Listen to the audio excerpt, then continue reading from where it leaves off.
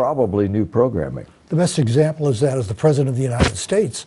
A new president comes in, Exactly. new cabinet, new staff. You got it. That's the program. Tom, before we go any further, I want our viewers to see some of your acceptance speech. Oh boy. At the Broadcasters Hall of Fame. Boy. Well, Don and I are very proud of this. Well, fasten we want your our viewers to seatbelts, know folks. it. So I'm going to ask Pete if he would roll that tape right now. Okay. A few months ago, I got a call from Guy Giampapa and DonLatulippe. They invited me to be a guest on their show called Preview on Walpole Community Television. And you know how egotistical most of us in the media are, especially in television. We all want some FaceTime, so right away I said, sure, I will. So I went out and got on their show, and they got me started talking, and I told so many stories I couldn't stop. They had to make 2 shows out of that one appearance. Not long after that, I got a call from Art Singer one day at home, and he said, Tom, I'm happy to tell you that the Board of Directors of the Massachusetts Broadcasters Hall of Fame have voted unanimously to induct you into the hall.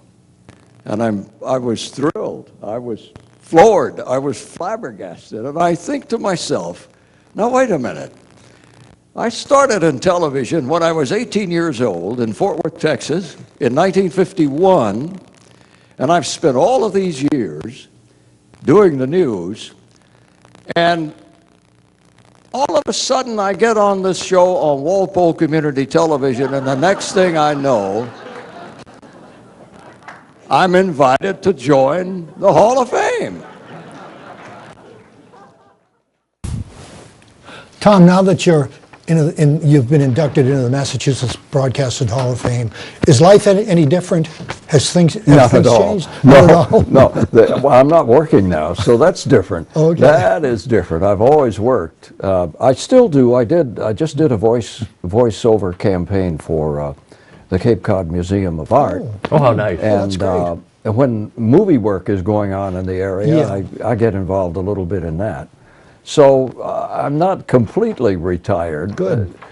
It's just that I'm not going to the energy pit like I used to be several days a week. I loved my job. It was the most exciting way I can ever think of anybody to live. In a newsroom, in a television newsroom, and you walk into that place, it's like plugging, it's like you got a plug that you can plug into an energy field, and there you are in the midst of all of this energy.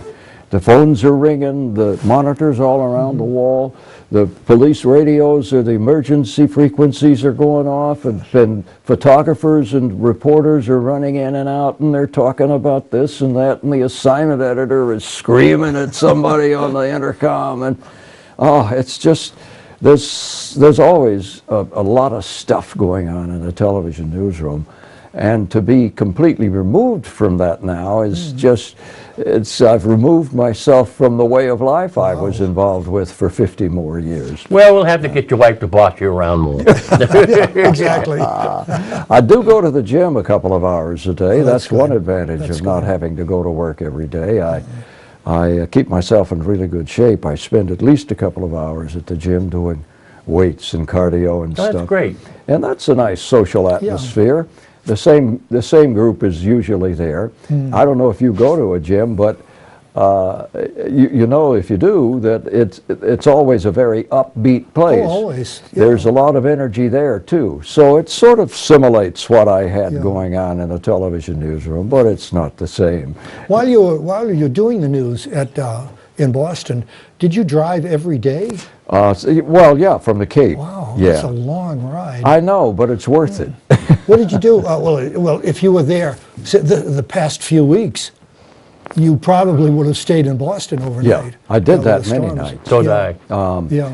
When I was working at 7, I did have a condo. I still have the condo. It's in the Commercial Wharf. It's at the end of Commercial Wharf on the waterfront down there. So that was like. You rented. Yeah, it's rented. Good. To the Country of Norway. Oh. We have an ambassador from Norway and his wife Oh. there. It's a lovely spot. It is. It's right at the end, and you look right out at the harbor islands, and you see all of the activity that's going on in the harbor, from all the way from Charlestown and Old Ironsides down to South Boston, and it's just you know, beautiful, ships yeah. come through, and all and seagulls are flying around, and in the warm weather they have little sailing regattas out there, and people are swimming in the harbor now. Yeah, so, they are. It's clean. So it's an exciting environment there in that condo. So when I was at 7, I could walk. Oh, yeah. Well, you weren't too far from it. Yeah, less than 10 minutes, Yeah. just right through the north end. Yep. And some of the little old ladies in the north end got familiar with me, and They they'd waved come to out you. and wave at me, and once in a while they'd invite me in for a cup of coffee. Oh, or really? a cookie. It's a great, North End is, anyway, in Yeah. Oh, Boston sure. is- Oh, yeah, is a yeah. wonderful. Italiano. So, when WJDA went all Spanish, Joe didn't speak Spanish, and the studios are gone anyway. They run from a central point, I think in Cambridge. The system there utilized Joe's talents to do his radio program, the news, local events, and all that, on the cable every morning. Oh, wonderful. Monday through Friday, I think, Yeah. or Saturday. But then again, if there's somebody, which is a guest, he'll go on the air live at 11:30 until noon doing an interview show. Really? Now, this, of course, is a basic Quincy, but it could go the whole South Shore. He's live on camera? He's live on camera for the interviews, Yeah. but they do a roll, you know, while he gives the local news, Yeah. just as he did in radio. So how far out does the Quincy station get? This goes for Quincy. I Just- see. just within My the wife city. is from Quincy. I'll have to tell her about that. Yeah, it's great. And it utilizes cable TV as perhaps, I don't want to say anything here, it should be used. Yeah. It's serving its community. Yeah. Sandwich has a nice little community television. But you ought to talk to them about it. And he's paid for it. Yeah. Oh. Yeah. Ooh, that's He's an even more employee. interesting. He's an employee of the cable company Yeah. who does this program. And it comes from a studio in the Thomas Crane Library in Quincy. So he has use of all those computers. What, And all what cable that. company is that? in I have Quincy? no idea. I'll find out for you, Yeah, though. we know that in the Verizon towns, we're carried. They haven't told us at what time or what time of day or when in the week. Well, I want to get a list of the stations Excuse me. that broadcast this. All right. Because I think I told you, Guy, I was in a Yeah. Package store. package, a packy. I was in a packy one day, and the guy starts asking me, "Did you see that this guy was working his way through college? Did you see that?" And I said, "No, I don't think so." He said, "Well, he built this thing, this cardboard box on sticking up." Oh, I said, "I know what you're talking about."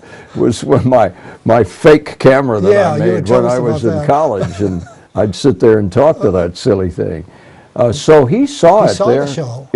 he saw the show. Was this in Sandwich? Well, I was in Sandwich talking to him. okay.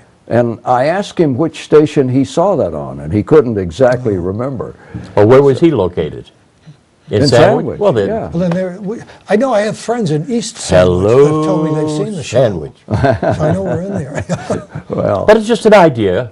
And I think that local cable stations, it's a way to go. To have somebody who's an employee do a morning program just as they did it on radio. well, more and more people are watching these Absolutely. local cable, Yeah. cable stations. I have a fellow who comes when I have a heavy snowstorm to help me a little bit. He's probably, I don't know, approaching 40 years old. That old. And he was telling me the last time he was at the house about watching some programs and how much of a kick he gets out of watching local cable television and the characters he sees on there. He says some of them are funny and some of them are serious, and they give you a lot of history, and so they certainly serve a purpose, a good purpose. When you left the WEZE, the stations in Boston. All right. And you went to cable, you probably were seen by more people I on the think so. cable system than you ever were on the was a VEZE. network. I wouldn't be surprised. You're Somebody covering all told of me. New England. Somebody told me the other day their mother lives in northern Maine. Sure. And he said, yeah, she told me if I see you to tell you that she misses you. She said, you were a folksy kind of guy, talking about me. So I always was a folksy kind of guy, Yeah, I From think. Texas. So I never got too formal. I never tried to be too formal. And I don't know, that might have been a problem for some news directors who thought I might have been a little too folksy. Not for the or viewers. Not for the viewers. No, I had They the like viewers. that. I Yeah. really had the viewers in my corner. Thank God. You were know. to television what easy listening was to radio. Very Well, soft-spoken and easy. It was, but as I was saying in the beginning of this program, I was fortunate to be planted right in the midst of some great talented you people. really were. And as an anchor man, you sort of direct attention to the talented people on Yeah. the show. The weather guy, the sports guy, the reporters, Right. and all of the important stories that they're covering that day. Brian Williams does that. Yeah. Yeah, he does it very well. Yes, he does. Yeah. Yeah, very friendly Yes, approach yeah. to the camera. Yep. Seems approachable. And always thanks the reporter, the journalist. But I always said that I considered one of the most important aspects of my job was to make the people around me look like stars, if I could, to do everything to contribute to their stardom. Because if I'm the anchor man on the show, it's considered my show. Yeah. And if they look good and the show looks good, You then look I look good. Exactly. Voila. Yeah, but there was one thing that you have. This sounds like a story. Anyway, there's one thing that you have, and I don't think you realize it, that a lot of the cute faces doing news today don't have. What's that? And there's one female, not Diane Sawyer, I'm in love with her, on network television that doesn't have it. And that is authority, without sounding like you have authority. In other words, you were believable when you tell a story. Well, I'm a Texan. What do you course. expect? How come you weren't in the movie Giant? I wish I could have been. You know what I mean by that now. Well, I thank you, first of all.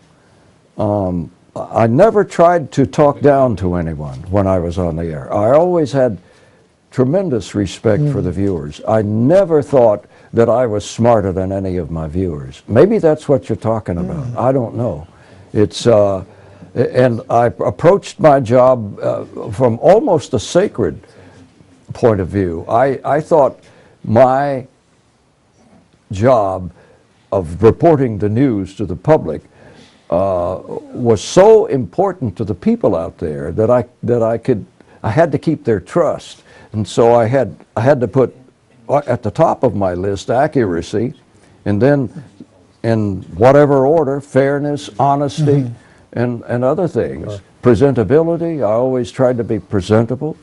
So I don't know, maybe that's what you're talking about. But next time you come, I wish you would bring your wife, because I love her. But I'll give her a smooch off the thing. Anyway, bring some pictures of your garden. okay. Because Okay. he has a spectacular garden. I know he's told us about that. Yeah, I'd love to see it.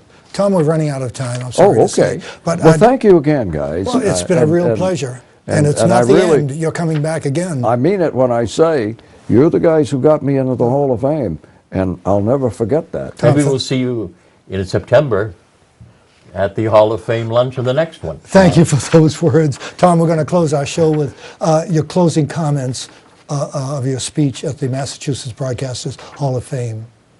Oh, great. Thanks for watching television. My name Bye-bye. is Guy Giampapa. DonLatulippe. See you next time. Here on this stage with this distinguished group of people today. But I also, in the back of my mind, want to keep in mind that I had the good sense to say yes when Guy and Don called me and asked me to be on preview on Walpole Community Television. Thank you so much, and thank all of the viewers who've been so faithful to me all of these years. This has been a special trip for me, and today is an awfully important